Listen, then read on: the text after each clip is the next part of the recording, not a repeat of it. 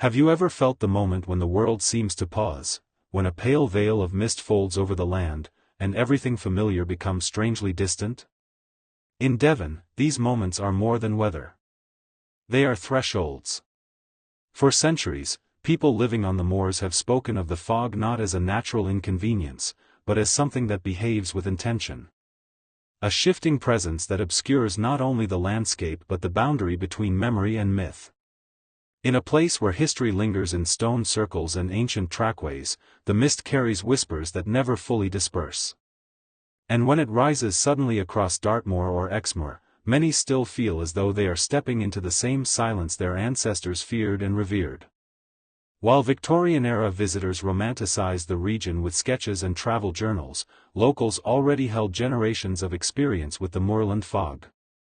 Farmers, shepherds, and travelers moved through landscapes where a clear path could vanish in seconds. In the 17th and 18th centuries, letters and parish notes mention sudden banks of mist that seemed to materialize without warning. Some describe animals freezing as if sensing something unseen, others tell of lights flickering across peat pools that pulled the attention of wanderers toward dangerous ground. What outsiders interpreted as superstition often contained practical truth. The fog could swallow distance, distort sound, and erase familiarity so completely that even seasoned guides hesitated to move. Historical records from the early 1800s show how deeply the mist shaped local life.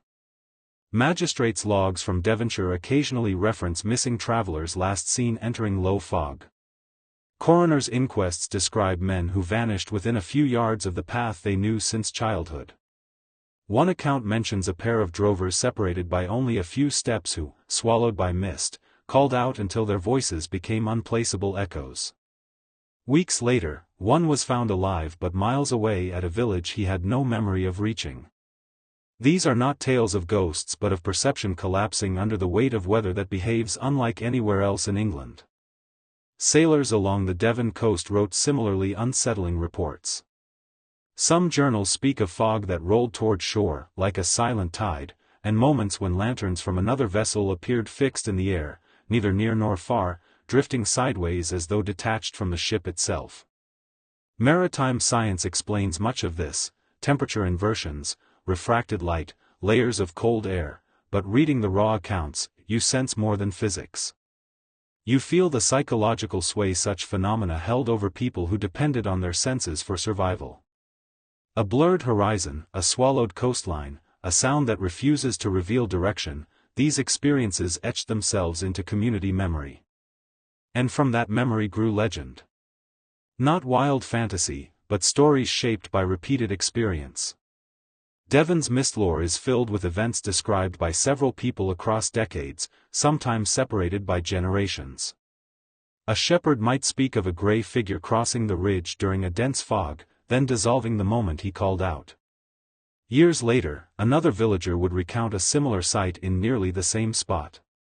Some stories formed patterns so consistent that they became warnings. When the mist gathers near that tor, keep to the left, or, if you hear footsteps when the fog is thick, do not answer.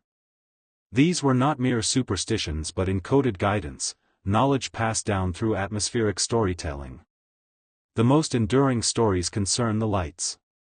Small, wandering glows that appeared over bogs or moved in deliberate patterns across valleys. Before science offered explanations involving marsh gas and refracted lanterns, communities interpreted these lights through their own lived experience. They were seen as signals, omens, or remnants of something that had once walked the moors. Even today, hikers occasionally report a faint shimmer, a glow that fades the moment one turns toward it, as if the mist itself is capable of remembering and repeating an old illusion. What gives these accounts their weight is not the presence of supernatural claims, but the consistency with which ordinary people described moments that unsettled their senses. In isolated hamlets, where generations lived close to the land, mist was treated almost like a historical archive. It carried echoes, sometimes literally, of events long past. There are 19th-century reports of villagers hearing what sounded like cartwheels rumbling through fog at midnight, long after the old tin routes fell silent. In one parish, several families claimed to hear the clatter of hooves on stones that had not formed a working track in more than 100 years. Skeptics might suggest atmospheric acoustics, yet the precision of the descriptions hints at something deeper, the fog serving as a canvas on which memory and imagination blend. On Dartmoor, these impressions often focus around Wistman's Wood, a fragment of ancient woodland whose twisted oaks and moss-covered boulders already carry an aura of age. When mist drifts through the wood, it catches on the low branches, making the entire grove appear suspended in a world apart. Walkers have long described the uncanny quiet there, as though the fog muffles not only sound but the passage of time itself. Antiquarians visiting in the Victorian era wrote of a silence so complete one could hear the settling of lichen, while local shepherds warned that livestock avoided the grove when mist thickened. Modern ecologists speak of microclimates and temperature inversions, but such terms cannot fully capture the sensation of stepping into a living fragment of the past. The moors also hold stories rooted in real tragedy.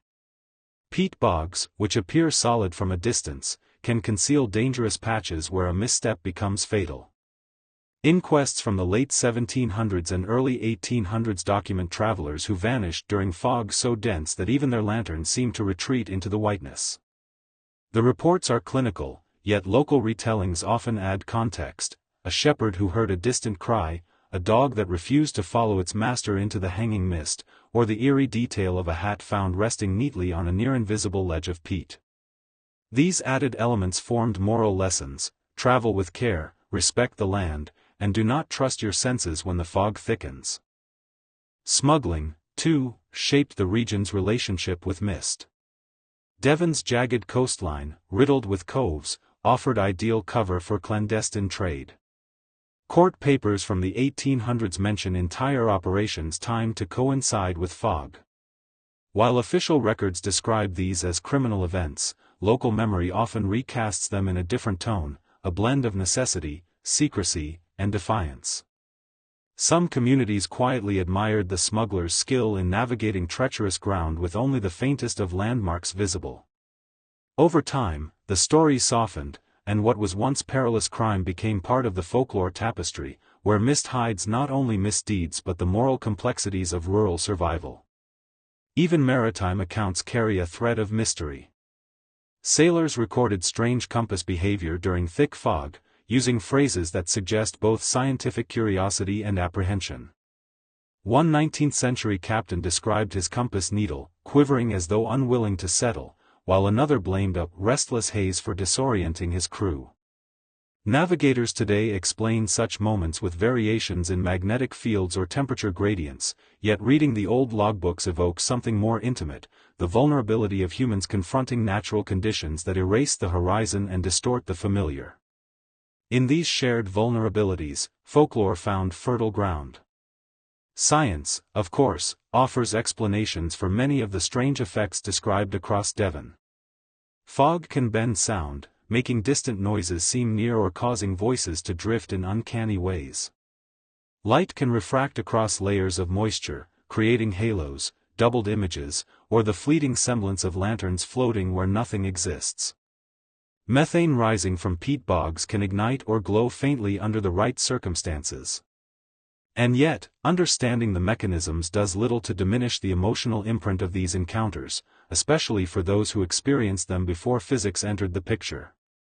For them, the mist held personality, memory, and intention. Among the most intriguing stories are those involving what witnesses called repeating scenes. These are not visions in the supernatural sense, but accounts where several people, sometimes decades apart, described the same shapes or movements appearing within the mist.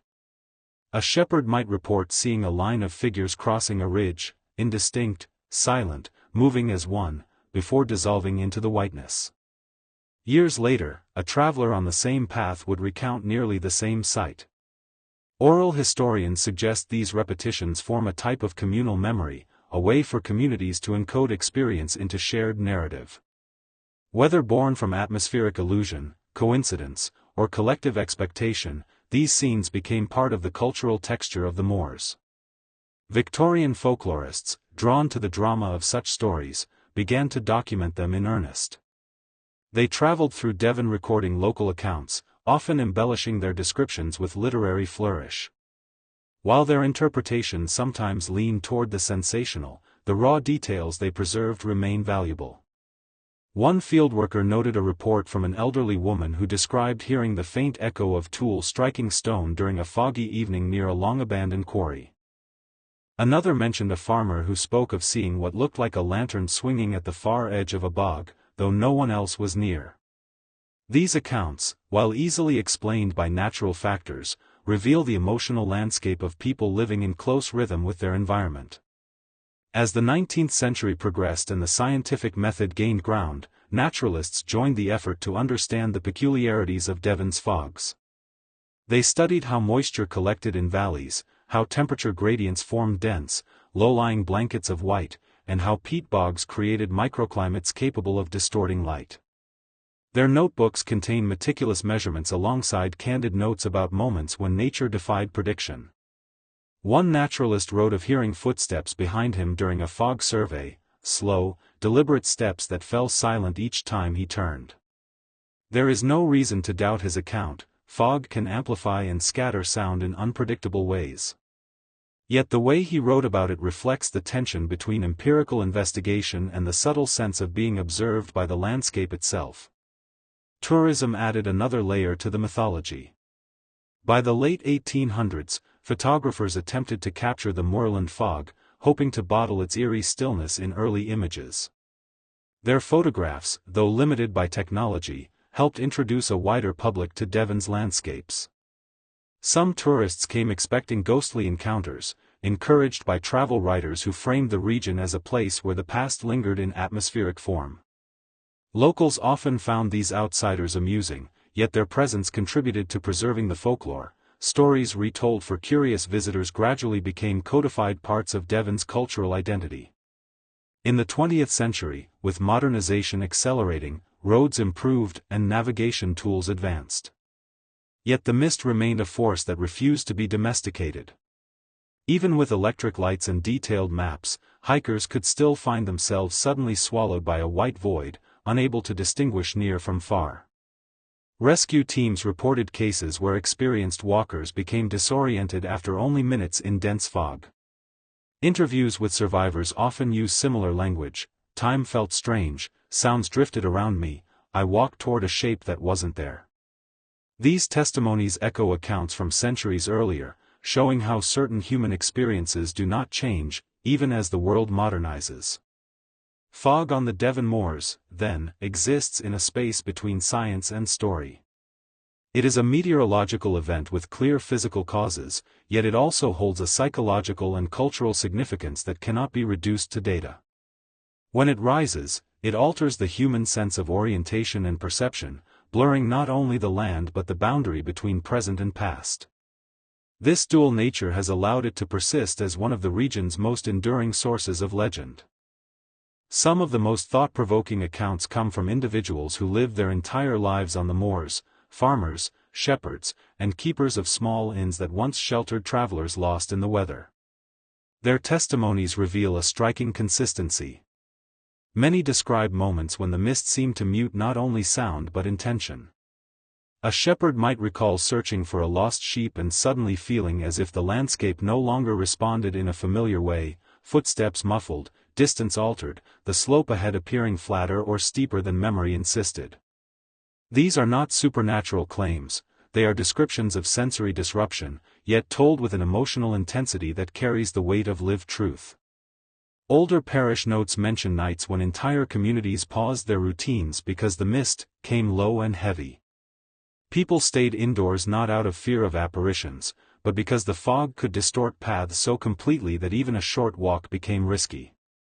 A few accounts speak of travelers who walked in circles for hours, convinced they were progressing in a straight line. Modern psychology identifies this as a common effect of sensory deprivation, yet for those who experienced it before such terms existed, the mist seemed almost like a living force, subtle, indifferent, and impossibly patient. During the 20th century, several rescue teams based near Dartmoor and Exmoor compiled records of disorienting fog incidents. In one well-documented case, a group of hikers found themselves convinced they were following the correct trail despite compasses and maps suggesting otherwise. When the fog cleared, they discovered they had drifted nearly a mile off course. Interviews recorded afterward highlight a recurring theme: the uneasy certainty that something in the mist was subtly guiding their steps, or perhaps more accurately, guiding their missteps. Again, this can be explained by psychology and low-visibility navigation, but the emotional response, the sense of unseen influence, remains powerful. Folklore takes this emotional truth and amplifies it. Stories emerged of processions glimpsed through shifting whiteness, of figures that moved steadily but vanished when approached. Some narratives describe hearing whispered conversations, indistinct voices that rose and fell as though carried through corridors of vapor. These tales, while easily interpreted as sound distortion, acquired moral significance in local culture. They were warnings as much as stories, teaching younger generations to respect the land and to understand the dangers of assuming control over forces larger than themselves. The fog also became a symbol in local songs and poetry. Ballads collected in the early 20th century refer to mist as a veil between the day we know and the day that was. It represented both protection and concealment, a force that could hide a vulnerable traveler from harm, or just as easily hide danger from a vulnerable traveler. In this duality lies the fog's enduring power: it cannot be trusted, yet it cannot be dismissed. Its beauty is inseparable from its threat. One fascinating aspect of Devon's fog lore is how it evolves while staying rooted in the same essential experiences. Modern hikers post online accounts of strange sounds or vanishing shapes, echoing descriptions found in 19th-century notebooks. Scientists publish studies on atmospheric acoustics and optical distortion, yet local communities continue to use older language when describing their encounters. Terms like walking lights, shadow men, or the white hush appear not as superstition but as shorthand for sensations that remain difficult to articulate with modern vocabulary. The persistence of this vocabulary raises a compelling question: why do certain stories survive when others fade? In Devon, the answer seems to lie in the intimate relationship between people and landscape. The moors are not passive terrain, they shape identity, memory, and daily life. Fog, as one of their most dramatic expressions, becomes a narrative tool by which communities negotiate uncertainty. It is a reminder of vulnerability, a teacher of caution, and a keeper of shared past. Across centuries, simple acts of daily life reveal how deeply people adapted to the unpredictable nature of Devon's fog. Farmers set stones along boundaries not just to mark property, but to create tactile guides for nights when visibility vanished. Shepherds taught their apprentices to judge distance by the pitch of running water rather than by sight, knowing that fog could make a nearby stream sound deceptively far away. These practical habits found their way into oral tradition, where advice and warning merged seamlessly with story. A parent might tell a child never to wander near the old peat hollow after dusk, and the caution would be wrapped in a tale about a lost traveler or a wandering light, blending safety with narrative in a way that ensured the lesson endured. Place names across Dartmoor and Exmoor also preserve traces of these interactions. Hollows known for sudden mists bear names that hint at old fears. Paths that consistently confuse travelers carry nicknames that speak to disorientation. Modern maps present these labels without commentary, yet each one carries a quiet record of lived experience. Walk those routes with someone whose family has tended the land for generations, and you will hear how each name corresponds to an incident, sometimes tragic, sometimes merely strange, but always remembered. In such places, the fog acts almost like a storyteller, revealing and concealing history with every shift of the wind. Contemporary hikers still encounter moments that echo the past. Online forums feature accounts of people who, despite GPS technology, found themselves inexplicably veering off marked trails when the fog thickened. Some describe hearing footsteps behind them that faded whenever they stopped. Others recall the eerie sensation that the landscape was subtly changing shape, as though familiar outlines melted and reformed in slow motion. Scientists explain these experiences through light diffusion, spatial distortion, and auditory scatter, yet the emotional resonance remains. Modern walkers use different vocabulary, but the core feeling, being watched, being misled, or being momentarily suspended between worlds, is identical to the impressions recorded centuries earlier. It is this continuity that makes Devon's fog lore so compelling. Unlike many legends that erode with time, these stories persist because they are anchored in repeated human experience. The fog is not an invention of imagination, it is an environmental force that has shaped memory, behavior, and identity. People do not speak of it with fear so much as with reverence, acknowledging its power to remind them of their place within a landscape older and larger than their own lifetimes. Whether one interprets the strange lights and shifting shapes as natural illusions or as echoes of the past, the sense of mystery endures.